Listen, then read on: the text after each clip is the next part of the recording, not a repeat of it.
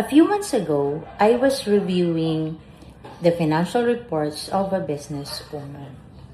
Revenue is growing, the profit and loss statement looks very good, and on paper, the business is really profitable.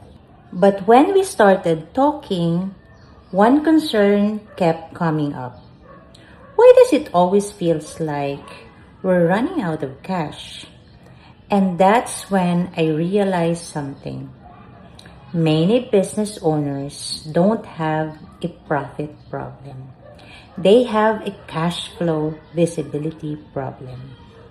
Because profit and cash are not the same thing. You can make sales, you can be profitable, and still you feel stressed about money.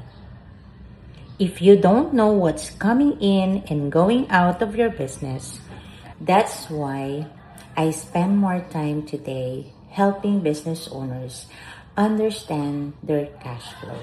Because numbers tell a story. And sometimes the bank account tells a different story. I'm Malona, and this is what the numbers are saying.